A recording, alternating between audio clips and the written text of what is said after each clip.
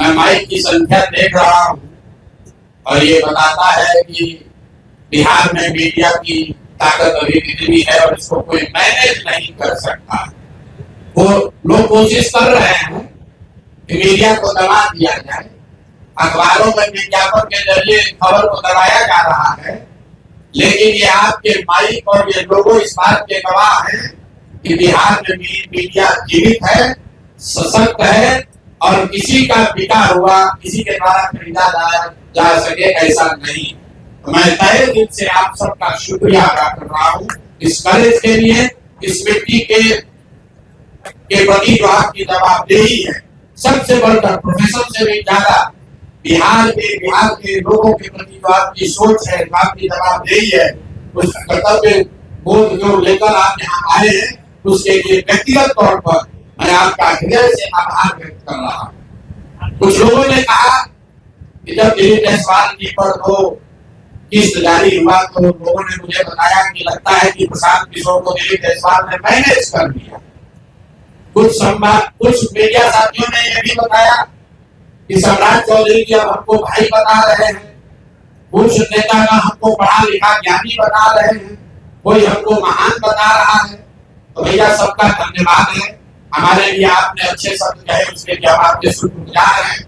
लेकिन मीडिया के सामने ये स्पष्ट कर रहा हूँ कि मैं भाई भतीजावाद नहीं करता हूँ, जाति धर्म में मेरा कोई यकीन नहीं है, और चाहे आप हमारे जाति के हैं या हमारे भाई हमारे मित्र हैं या हमारे रिश्तेदार हैं, अगर आपने गलती किया है तो आपको छोड़ा बख्शा नहीं जाएगा।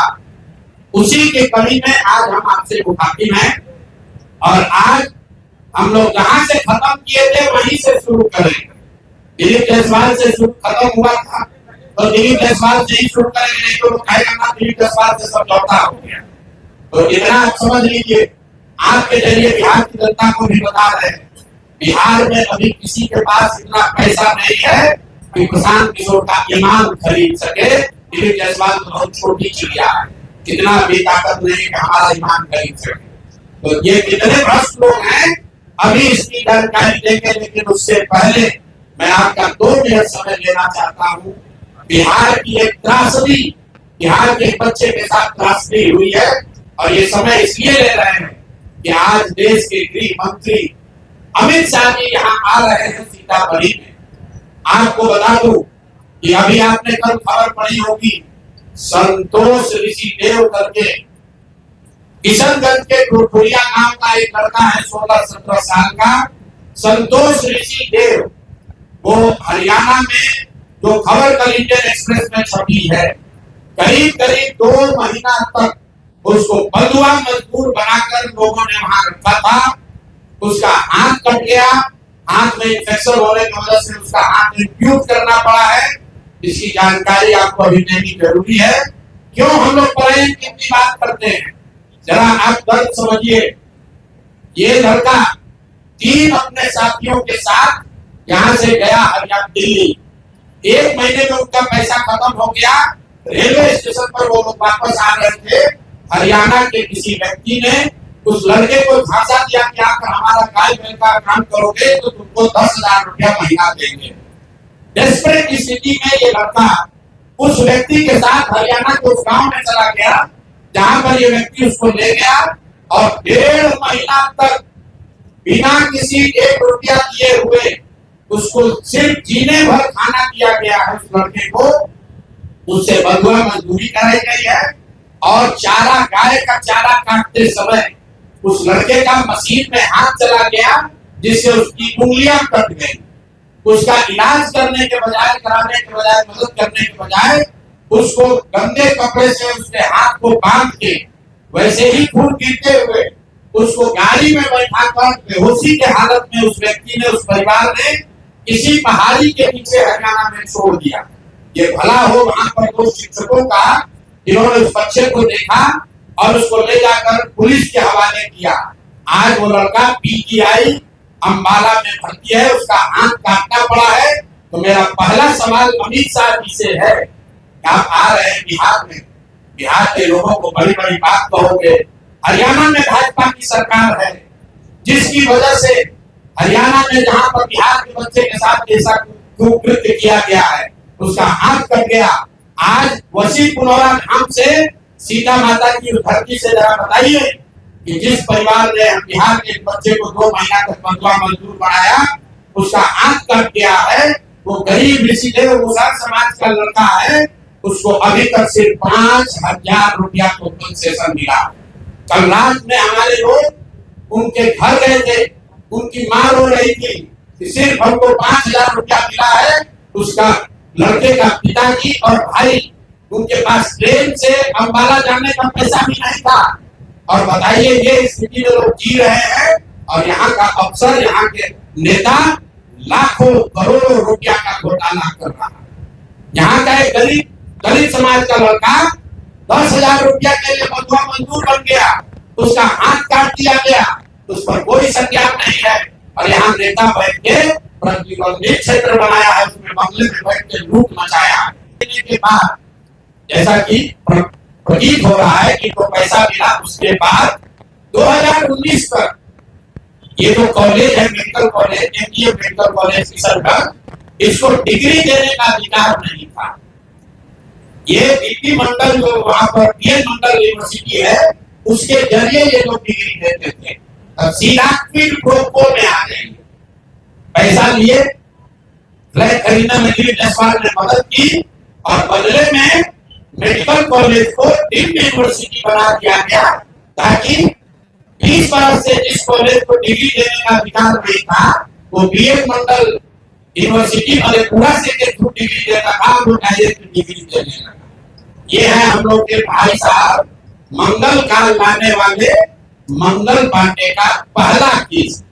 दूसरा सुन लीजिए, 2022 में बिहार सरकार ने, इन पर इतना लंबा है कि आज 2 जारी कर रहे हैं, 2 डोज जारी करें।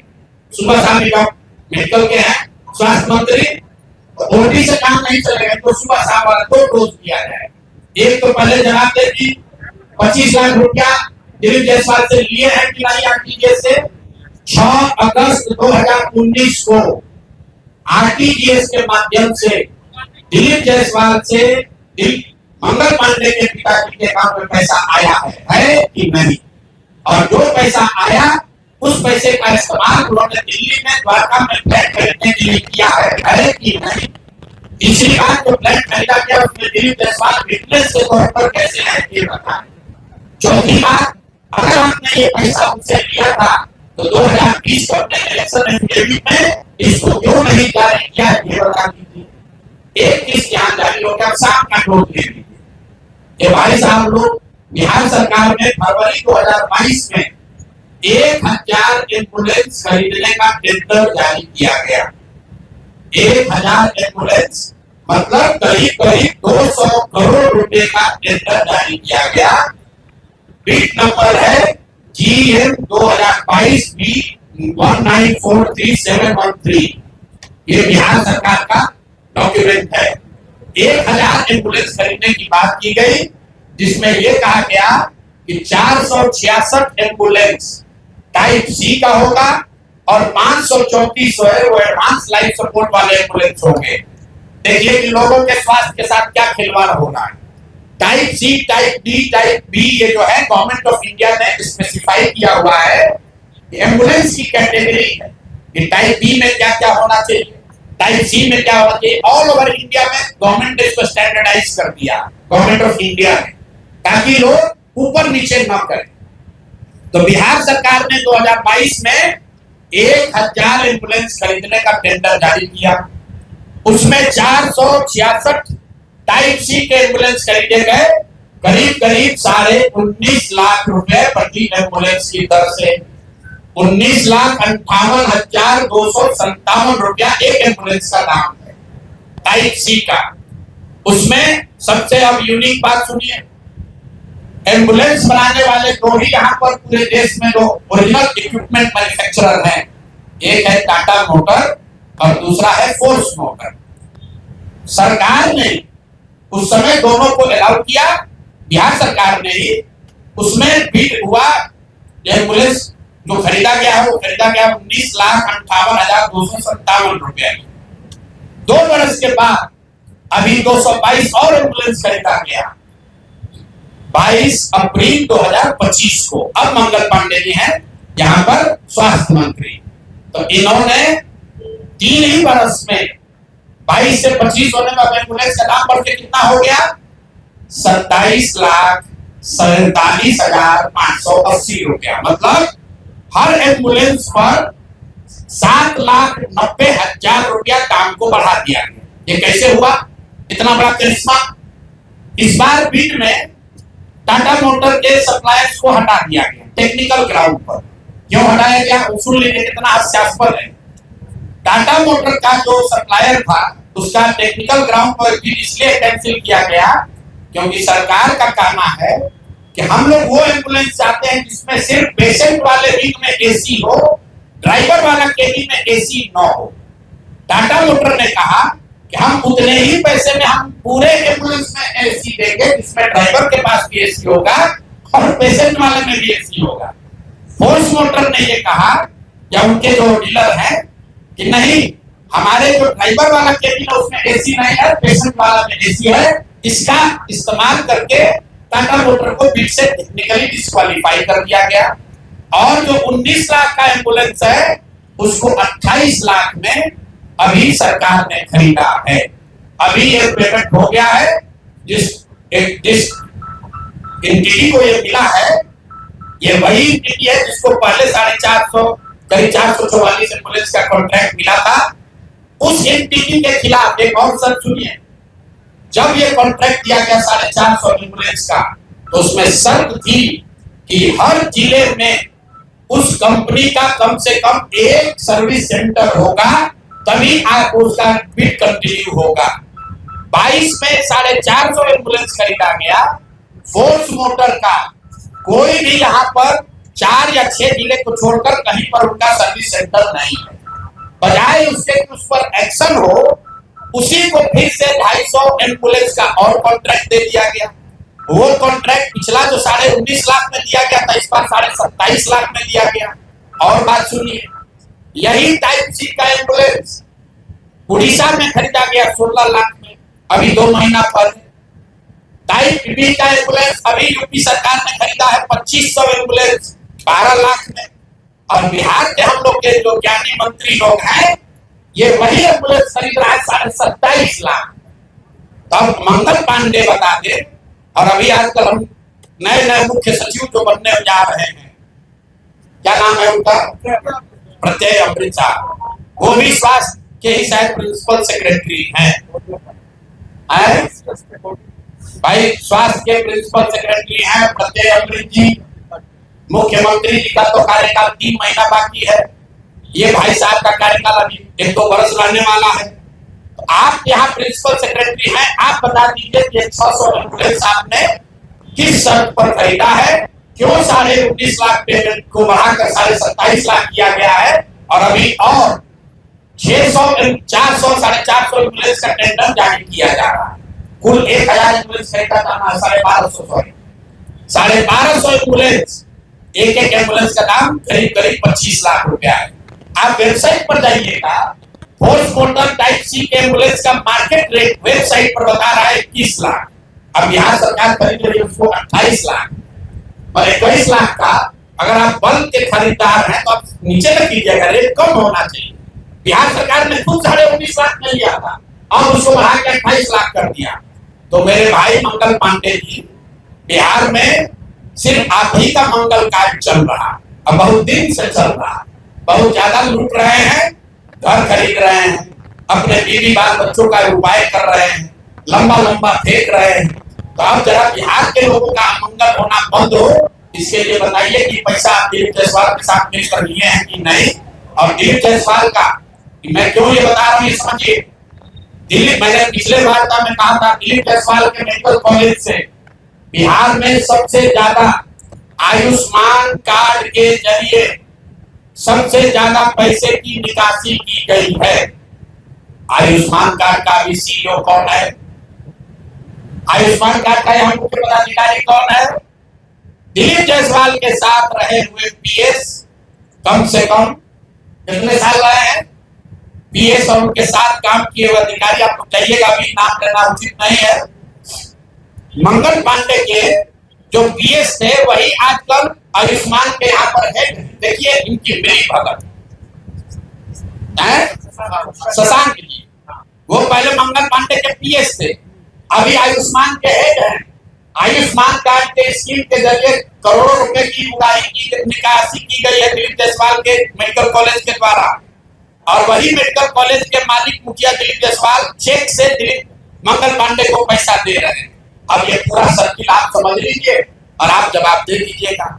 एक और बात मुझे कहना है, जायसवाल जी मेरे भाई, हमने आपको कहा था कि ये कॉलेज कब्जा किए हुए हैं, 25 वर्ष से किए हुए हैं, और बिहार के सभी अलग अलग दलों के नेताओं को पैसे के दम पर, कॉलेज में एडमिशन के दम पर और कई तरह का प्रलोभन के दम पर अपना सत्ता बनाए हुए। उनके द्वारा उन पर जो इल्जाम है राजेश शाह के मर्डर का, वो घटना भी आपको विस्तृत बताई गई है, उस पर भी अभी ना उन्होंने कोई जवाब दिया, ना कोई कार्रवाई हुई। भाजपा वालों ने अभी तक कोई कार्रवाई नहीं की। अब आ जाइए हमारे अमंगल काल वाले मंगल पांडे जी का। मंगल पांडे जी को क्यों कह रहे हैं?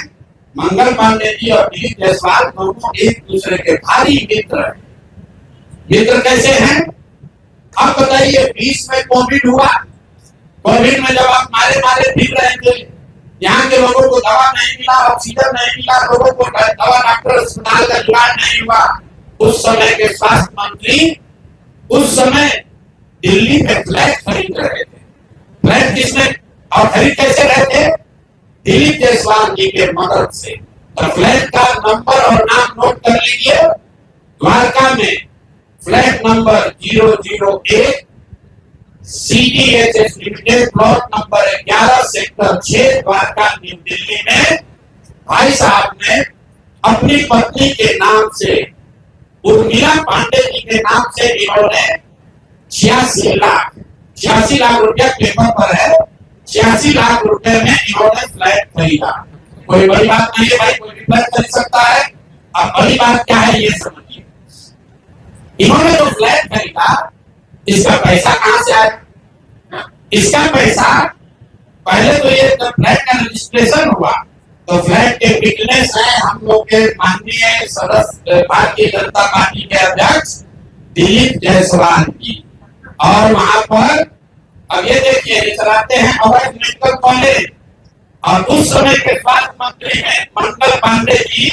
जब फ्लैट खरीदते हैं तो उसके विटनेस है दिलीप जायसवाल फोटो के साथ। अभी आपको एक डॉक्यूमेंट जारी करेंगे। अब आप कहिएगा भैया दोस्त मित्र है, एक ही साथ एक ही पार्टी में है, इसमें क्या गलत हो गया? कोई गलत नहीं है। अब ये समझिए कि 86 लाख रुपया आया कहां से? 86 लाख रुपया उसका एक बड़ा हिस्सा सीधा 30 लाख रुपया आया है। मंगल पांडे जी के पिताजी का नाम है अवधेश पांडे। अवधेश पांडे जी ने ये पैसा भेजा अपने बहू को, उर्मिला पांडे जी को। अब हम लोगों ने सोचा भाई अवधेश पांडे जी के पास इतना पैसा कहां से आया? अब आप देखिए, अब इनको समझ में आएगा कि किससे ये उलझे। 6 तारीख को 6/9/2019 को 6/8/2019 को ये दिलीप जायसवाल का अकाउंट नंबर है। आरटीजीएस से दिलीप जायसवाल ने 25 लाख रुपया अपने अकाउंट से, ध्यान दीजिए, नहीं है ये बैंक का डॉक्यूमेंट है, आरटीजीएस नंबर नोट कर लीजिए। दिलीप जायसवाल ने अपने अकाउंट से 25 लाख रुपया अवधेश पांडे जी को दिया, जो मंगल पांडे जी के पिताजी, और अवधेश पांडे जी ने उस पैसे को आगे ट्रांसफर कर दिया उर्मिला पांडे जी को, जो मंगल पांडे जी की पत्नी, और ये पैसा वहां से इन लोगों ने दिया फ्लैट खरीदने के लिए 86 लाख रुपया अलग अलग लोगों से लेकर। अब आप कहिएगा क्या अभी मंगल पांडे ये कर सकते हैं कि हमको फ्लैट खरीदना था, हमने दिलीप जायसवाल से उधार लिया? दोस्त मित्र हैं, साथ में राजनीति करते हैं। तो 2020 का मंगल पांडे का अब आप निकाल लीजिए एफिडेविट। जब चुनाव लड़े तो उसका एफिडेविट निकाल लीजिए, उसमें एक कॉलम है कि अगर आपने किसी से लोन लिया है, अनसिक्योर्ड लोन, अगर आपने दोस्त मित्र परिवार किसी से लिया है तो घोषित करना पड़ता है। तो 2020 के मंगल पांडे के एफिडेविट में ऐसी कोई घोषणा नहीं है कि उन्होंने अपने पिताजी से 25 लाख रुपया अपने पत्नी के नाम पर लोन लिया है। तो मेरा दिलीप जायसवाल जी से पहला सवाल है कि अरे भाई, आपके सरकार में, आपके पार्टी में इतना भ्रष्टाचार है कि अपने में भी घूस ले रहे हो। मंगल पांडे के लिए हमने कहा ये आदमी कॉटन बैंडेज में भी पैसा लेते हैं, तो लोगों ने कहा ये आदमी को क्या प्रूफ है? अनुमान लगाइए। डॉक्टरों से पैसा ले रहे हैं एक बात है, वेंडर से पैसा ले रहा है एक बात है, अरे अपने दल के नेता को भी नहीं छोड़ रहे। अपने दल के नेता दिलीप जायसवाल से पैसा लिए हैं, हेल्थ मंत्री, हेल्थ मिनिस्टर रहते हुए, और बजाता हिम्मत देखिए, बैंक से लिया। आरटीजीएस का डिटेल है, आप डेट नोट कर लीजिए, 6/8/2019 को आरटीजीएस के माध्यम से दिलीप जायसवाल जी के अकाउंट से 25 लाख रुपया मंगल पांडे जी के पिताजी और देश पांडे जी को दिया गया, जिस अकाउंट से 10 दिन के बाद पैसा उर्मिला पांडे जी के अकाउंट में गया, और उर्मिला पांडे जी ने उसी अकाउंट के पैसे से आगे जो पेमेंट किया है अपने फ्लैट को खरीदने के लिए, वो सारा डिटेल भी यहाँ पर आपको उपलब्ध है। कुल 6 ट्रांजेक्शन है, पंजाब नेशनल बैंक के 6 बार ट्रांजेक्शन हुए, जिसमें 86 लाख रुपया गया। तो ये हम लोग उल्टा हम लोगों ने देखा, ये 86 लाख रुपया आया कहां से? तो उर्मिला पांडे जी के पास पैसा आया और देश पांडे जी के पास से, जो मंगल पांडे जी के पिताजी हैं। और मंगल पांडे जी के पिताजी के पास पैसा कहां से आया? वो पैसा आया दिलीप जायसवाल से। तो अब आप देख लीजिए कि दिलीप जायसवाल और मंगल पांडे जी यार कितना इनका आपस में दोस्ती है। ये भाई साहब हेल्थ मिनिस्टर हैं, आप दिलीप जायसवाल जी मेडिकल कॉलेज चला रहे हैं, ये हालत है यहाँ पर। अब आप कहिएगा कि इसे कौन सा बड़ा बात है। अब दूसरा इनका सुन लीजिए, मंगल पांडे जी